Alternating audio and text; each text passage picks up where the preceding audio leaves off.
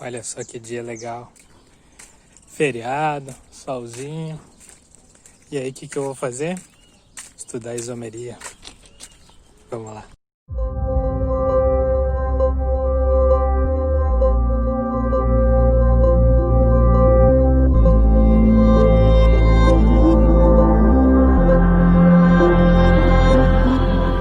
E aí pessoal, tudo bem? Aqui é o professor Mauro. Hoje damos continuidade aos nossos vídeos de isomeria com o tema sobre isomeria geométrica. No vídeo passado estudamos os 5 casos de isomeria plana em que nós tínhamos a mesma fórmula molecular, mas nós variávamos ali como brincar de Lego, variávamos ali um heteroátomo, um tipo de cadeia, só mantínhamos a mesma fórmula molecular, o mesmo número de elementos, o mesmo tipo de elementos. Tá? Hoje o assunto fica um pouquinho mais complexo. Tá? Nós não teremos variação de sequência de átomos, então a conectividade é aquele elemento que um átomo específico de carbono estiver ligado, ele vai estar ligado igual nas duas moléculas. Tá? A única coisa que vai variar é a disposição espacial desses elementos. O fenômeno da isomeria geométrica ocorre principalmente em 2 tipos de compostos. O primeiro, aquele que possui ligações duplas, e o segundo em ciclos, certo? Então, sempre que vocês observarem compostos que, lógico, tiverem a mesma fórmula molecular, mas que tiverem ligações duplas ou serem ciclos, tá? Você já pode pensar aí que vai ser um caso, que pode ser um caso de isomeria geométrica. Vamos aos exemplos. Bom, vou construir aqui então a primeira classe de compostos, que são aqueles que possuem ligação dupla. Tá? Vou colocar 2 ligações duplas, certo? E vou ligar o restante dos elementos.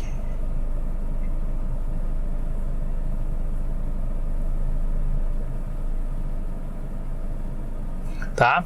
Então, normal, um composto com carbonos que fazem ligações duplas e tem os outros substituintes para fechar o número de ligações. Bom, para exemplificar, eu vou utilizar como exemplo o 2-buteno. Tá? E aí a gente vai explorar quais são as possibilidades dele conseguir se distribuir espacialmente, dele distribuir os elementos espacialmente de forma diferente. Então, nesse primeiro caso aqui da esquerda, eu vou substituir por hidrogênio.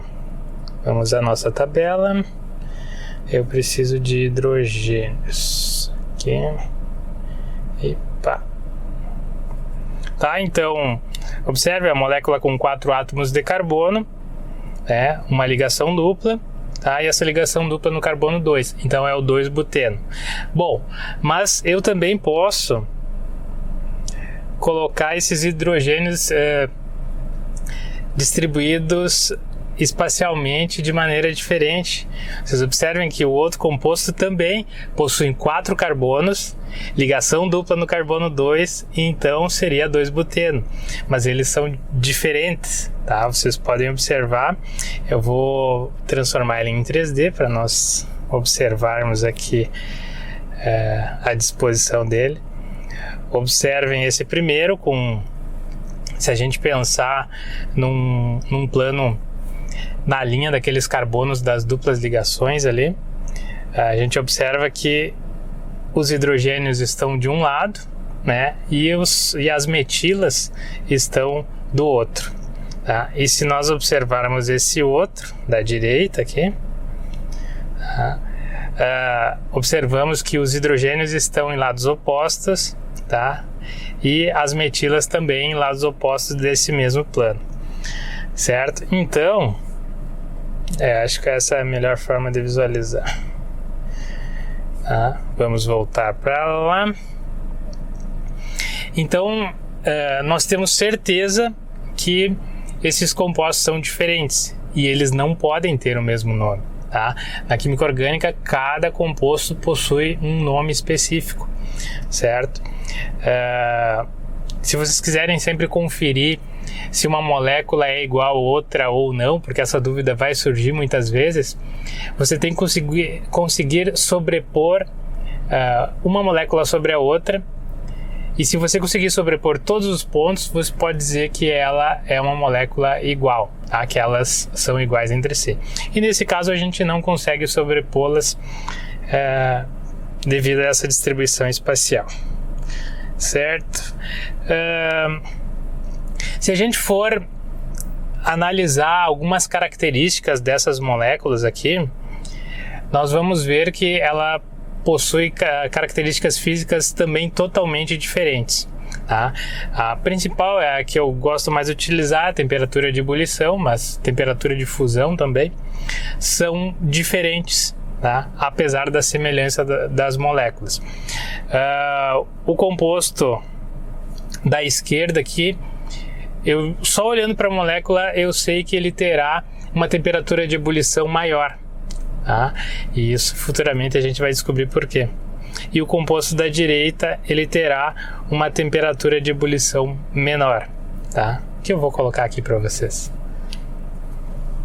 Então, pessoal, estes compostos deverão receber um prefixo antes do seu nome, 2-buteno, para indicar qual desses dois isômeros geométricos eles pertencem. Quando nós tivermos os ligantes, considerando esse plano da ligação, tá? Essa linha traçada no meio da ligação dupla, tá? Quando eles estiverem do mesmo lado do plano, nós vamos chamá-lo de compostos cis ou isômero cis. Então este será o cis. Deixa eu achar o tracinho aqui. Cis 2-buteno. Dá um espacinho ali para ficar mais bonito.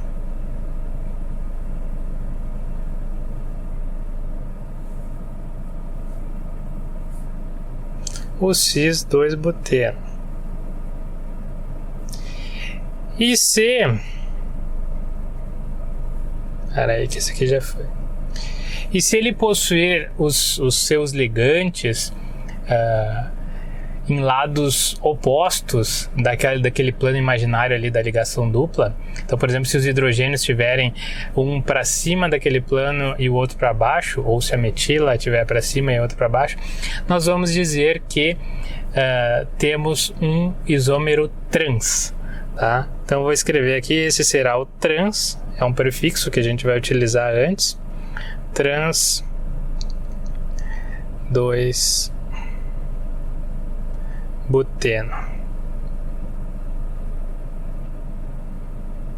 tá? Então, esses são os dois primeiros casos de isomeria geométrica que nós utilizamos, tá? Uma série de outros exemplos existem, mas seguindo a mesma lógica.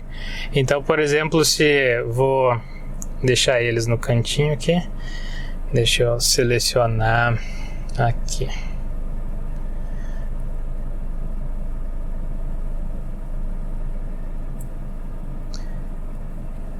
Se eu tiver, por exemplo, trabalhando com haletos orgânicos, vou fazer a mesma estrutura, tá? Vou colocar aí duas duplas ligações, que é uma das nossas condições para a existência. E vamos colocar os ligantes. Deixa eu ampliar aqui que tá difícil. Aí.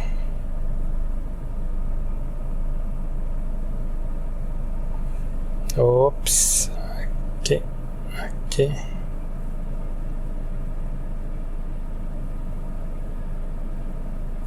Tá? E eu colocar aí, por exemplo, átomos bastante eletronegativos do mesmo lado do plano da ligação. E nesse outro, para a gente fazer o composto trans, agora deixa eu buscar os hidrogênios. tá? Então aqui eu vou ter o cis de cloro eteno e o trans de cloro eteno, tá? Então, como eu havia falado para vocês, segue a mesma lógica, tá? Então, quando nós tivermos compostos cis, vou escrever aqui já o cis, espacinho, de cloro eteno. Já vou dar um copy aqui, que daí fica mais fácil. Acho que copiar dá mais trabalho do que... Vamos lá. Aí. Então, o cis de cloro eteno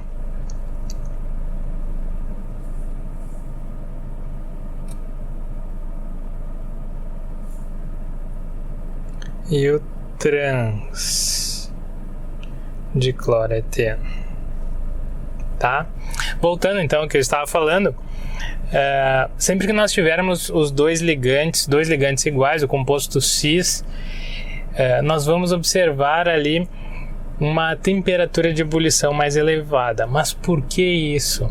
Isso deve-se à polarização da molécula. Você sabe que temperatura de ebulição depende das moléculas se atraírem, né? Você vai fornecer energia para elas se agitarem, que é o aumento da temperatura de uma substância, e essas moléculas vão ter sua energia cinética aumentada e vão se separar, ter energia suficiente para romper as interações entre as moléculas, as chamadas interações intermoleculares.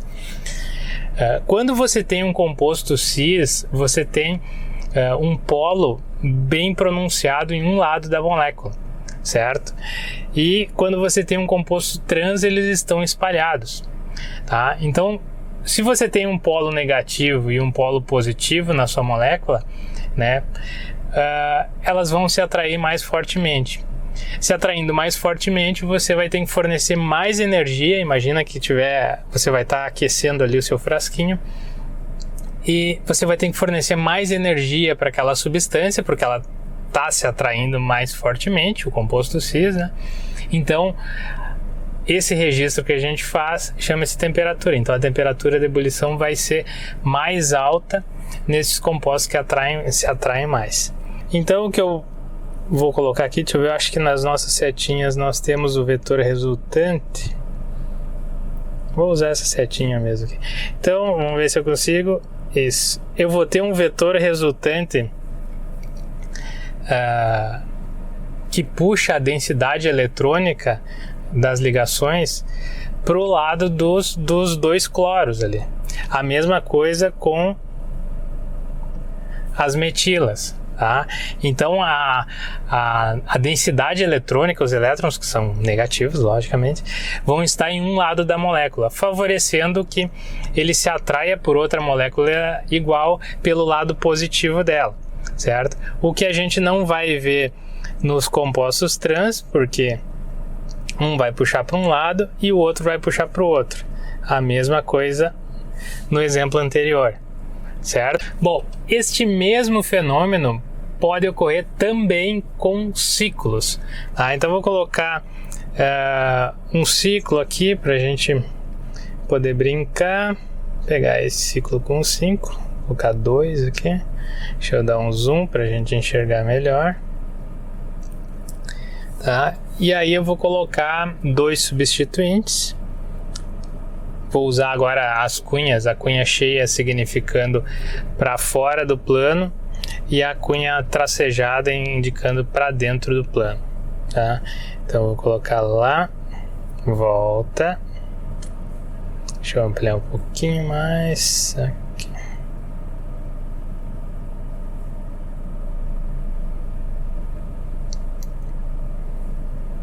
Fazer o mesmo, tá? A mesma disposição.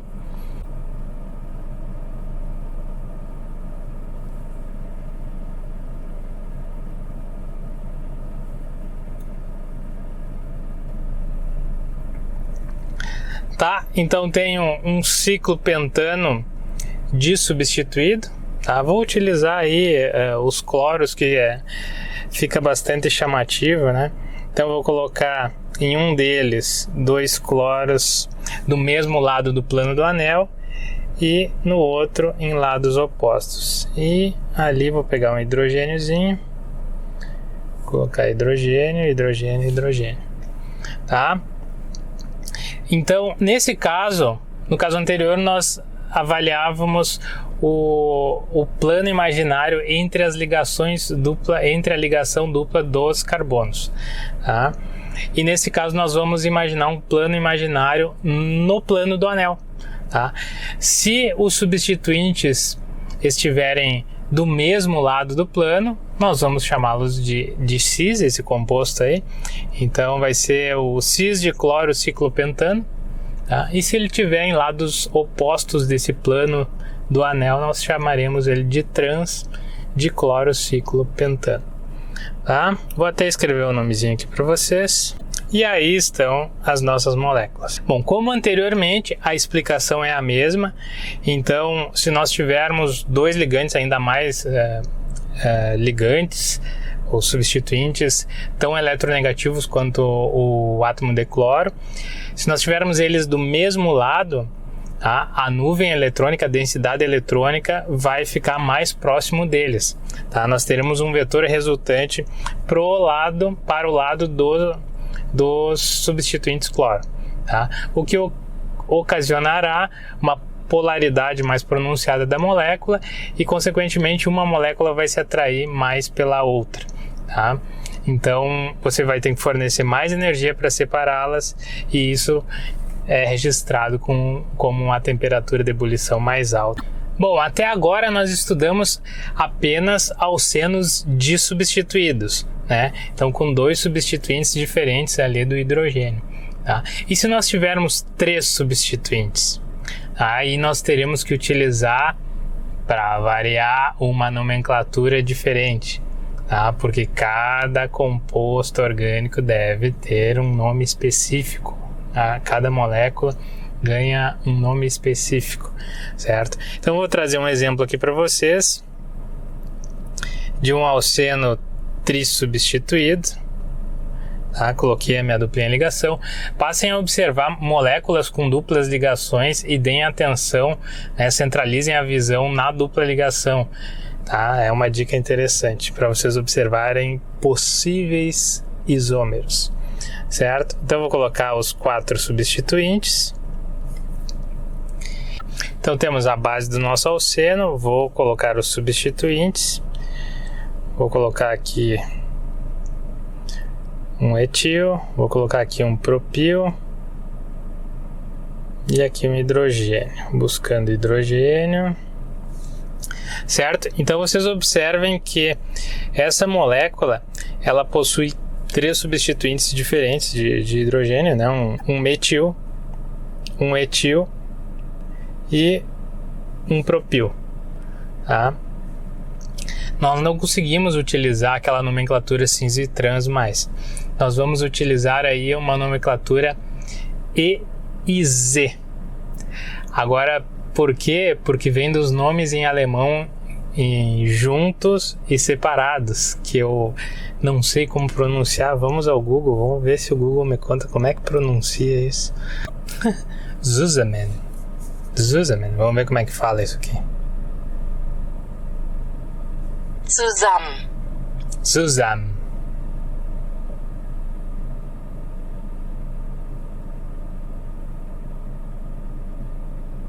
Zusammen. Zusammen. Zusammen. Muito bom. E como é que fala oposto em alemão? Entgegen. Putz. Entgegen. Entgegen. Entgegen.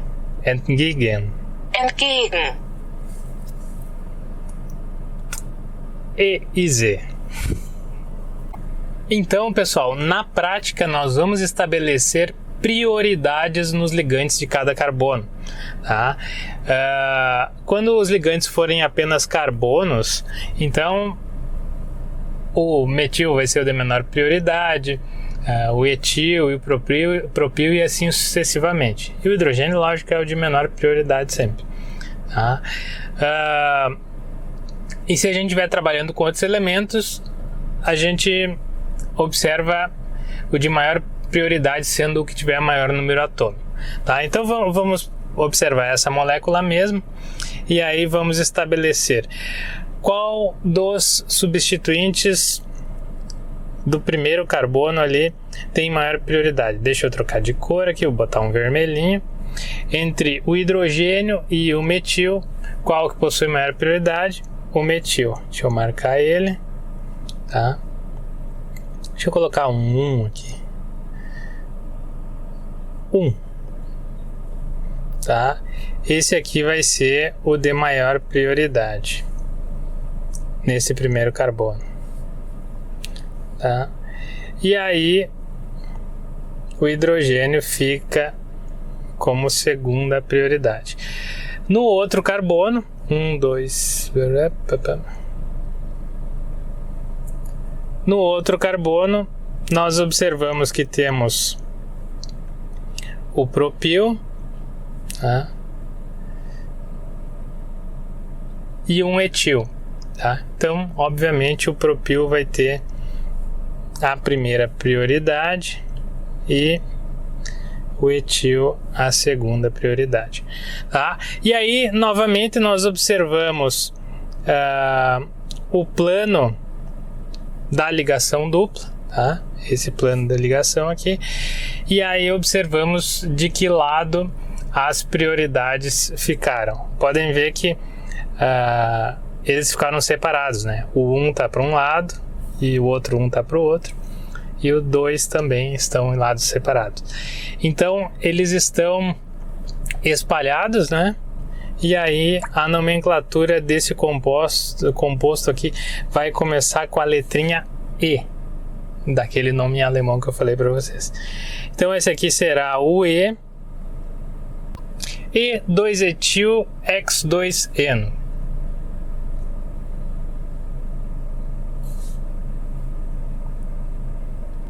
Tá? Mas temos a outra possibilidade também. Vou colocar lá, colocar os 4 ligantes.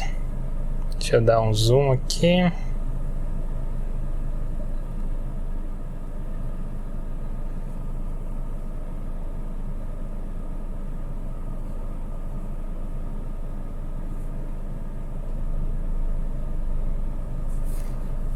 Sendo que um dos ligantes,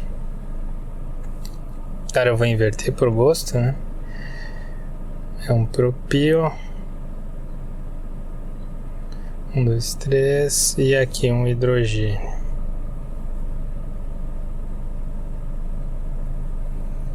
Tá? Só troquei de lado um dos ligantes do carbono ali. Vamos lá. Observamos então novamente a linha da ligação dupla. Vamos lá classificar os seus ligantes, certo? Aqui eu vou ter um propil e um etil, e aí a gente já sabe que a prioridade é do propil, vai um para ele, e o etil fica com a segunda prioridade. E aqui entre hidrogênio e metil, a gente já sabe também que o metil vai ter prioridade sobre o hidrogênio, tá? Analisando então na linha do plano da ligação, certo? Observamos que as primeiras prioridades estão do mesmo lado do plano e as segundas prioridades estão também do mesmo lado do plano. Então esse aqui vai ser o Z, o isômero Z de Zusammen.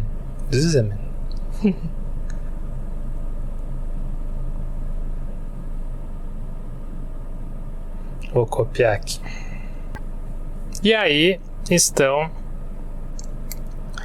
os dois isômeros com nomenclatura Z e E, tá? E é dessa forma que a gente faz. Não é muito difícil, né? Tá tranquilo. Vou trazer mais 2 exemplos para vocês, agora de maneira mais fácil. Então, os 2 compostos. Vou colocar eles mais pertinho aqui para vocês. E aí vou utilizar substituintes como o cloro. Vamos lá, vou pegar um flúor, um bromo, melhor, bromo. Deixa eu colocar o outro bromo lá. E vou buscar o iodo também.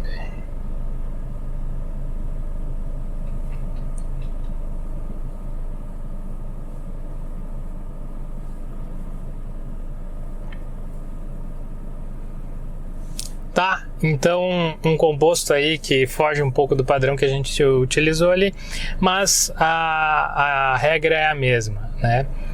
Nós vamos ter que estabelecer uma ordem de prioridade, tá? E essa ordem de prioridade vai seguir quem tem o maior número atômico. Então, para vocês saberem isso, né, não é novidade, vai lá na tabela periódica e estuda daí.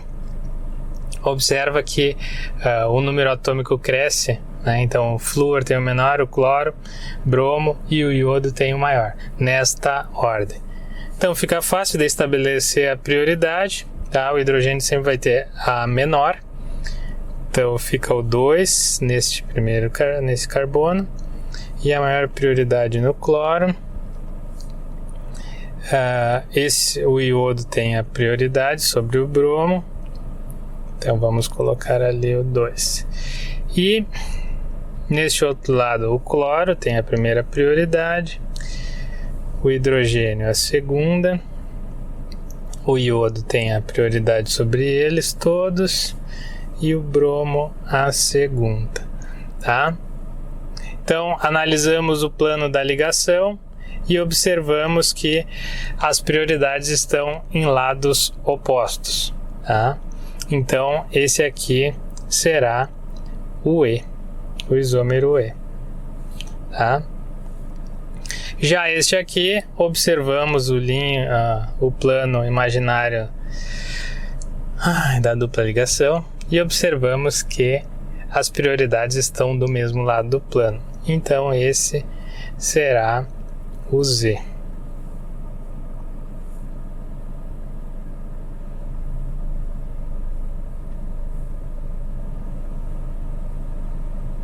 O isômero E e o isômero Z. Certo? Bonitinho aí para vocês. É isso aí, não tem muito mistério, tá? Os exemplos vão girar e os exercícios vão girar em relação a esses compostos aí. Então, pessoal, por hoje era isso. Vencemos mais um pedacinho de isomeria. Ainda não acabou, para nossa alegria. Não se esqueçam de deixar suas dúvidas aqui no YouTube mesmo. E se inscreva no canal, aquela coisa toda. E até o próximo vídeo. Tchau, tchau.